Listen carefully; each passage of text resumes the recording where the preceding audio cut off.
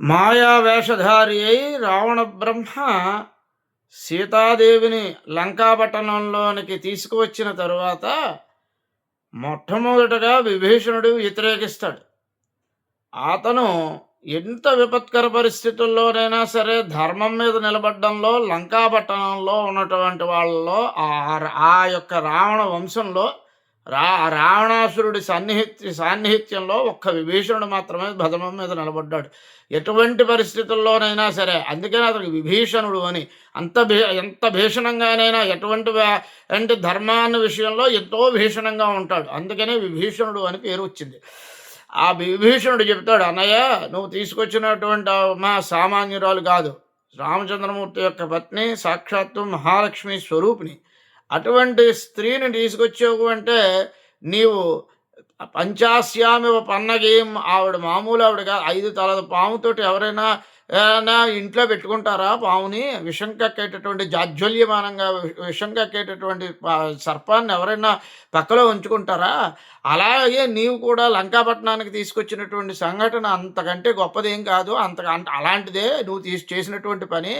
నువ్వు ఎందుకే ఒరే అన్నయ్య, నేను మాకు మంచి మాట చెప్తున్నాను విను. ఆ రాముడి పాదాల దగ్గరికి వెళ్ళి శరణ వేడి ఆ సీతాదేవిని ఇచ్చేసేయి. అలా ఇచ్చేసావంటే రాముడు కరుణాసముద్రుడు, నిన్ను క్షమిస్తాడు. నీతో పాటుగా మేమందరం కూడా బ్రతికిపోతాం.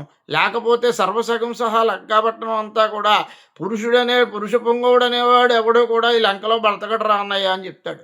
అప్పుడు రావణాసురుడు అంటాడు, ఒరే తమ్ముడు, నువ్వు ఎప్పుడైనా నా పక్షాన్ని నిలబడ్డావా? నేను ఎప్పుడు తప్పు చేస్తే ఆ తప్పుని నువ్వు నన్ను హెచ్చరిద్దావా అనే ఉద్దేశ్యంతో కుతూహలంతో ఉన్నట్టుగా కనపడుతుంది. కానీ ఎప్పుడైనా సరే నాతో పాటుగా నా మాటని నువ్వు కలిపేవా? ఎప్పుడైనా నాతో కలిసి నడిచేవా? ఏ విషయంలోనైనానో ఈ విషయంలో నువ్వు నాతో ఏకీభవిస్తావని మాత్రం నేను అనుకుంటున్నాను. ఏంటి అంటే, అన్నయ్యకి ఎంత చెప్పినప్పటికీ లాభం లేదు.